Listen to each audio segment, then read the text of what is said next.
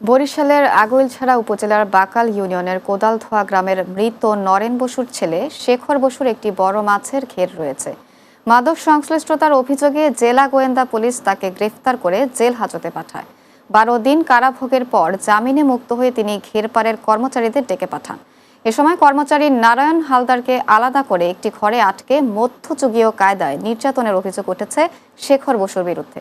মাসুদ হাসানের প্রতিবেদনে বিস্তারিত। পানি খেতে চাইছি মায়ের পাশে পানি মারি দিতে।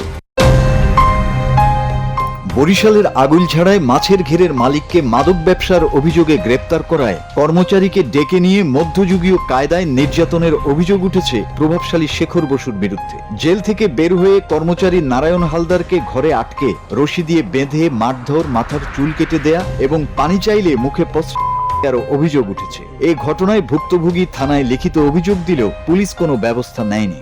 আমি শেখর বেতনভুক্ত কাজ করতাম।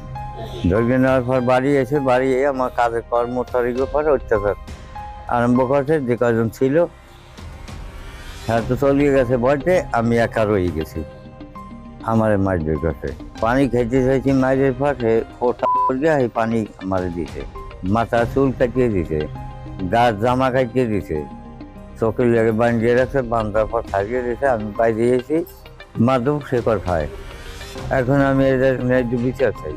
স্থানীয় সূত্রে জানা গেছে, উপজেলার বাকাল ইউনিয়নের সাবেক চেয়ারম্যান কোদালধোয়া গ্রামের মৃত নরেন বসুর ছেলে শেখর বসুর কদমবাড়ি গ্রামে একটি বড় মাছের ঘের রয়েছে। এই ঘেরে একাধিক কর্মচারী কাজ করে।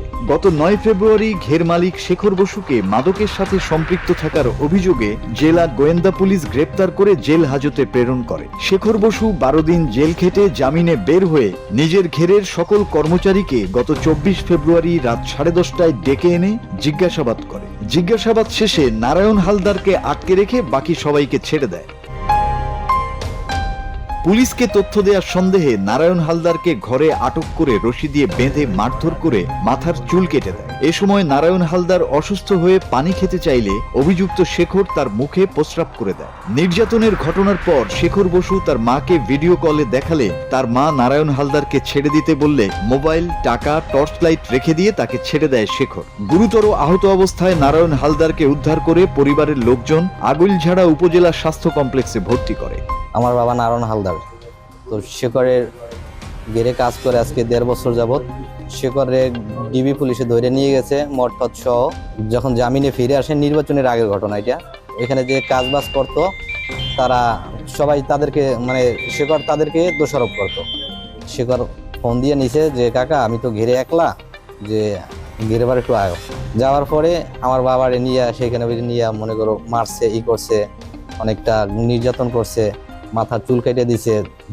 মারার পরে যখন আমার বাবা যখন জল খাইতে চাইতে তখন আমার বাবার মুখের পর করে দিছে। তখন বলে তার মা বলে ভিডিও কলে ছিল যে তার মায়ের দেখাইছে। তারপর যখন বমি করে দিছে তখন বলছে কি যে তার মা ছাইরে দে, মারিস নেই করিস না। এখন ন্যায্য বিচার চাই। এই ব্যাপারে আগৈলঝাড়া থানার ভারপ্রাপ্ত কর্মকর্তা মোহাম্মদ মাসুদ খান লিখিত অভিযোগ পাওয়ার সত্যতা স্বীকার করে বলেন, পুরো ঘটনা তদন্ত করে আইনগত ব্যবস্থা নেয়ার পাশাপাশি বাদী মামলা দিলে মামলা নেওয়া হবে। আমি তো এটা জানি না, আপনার কাছে জানলাম।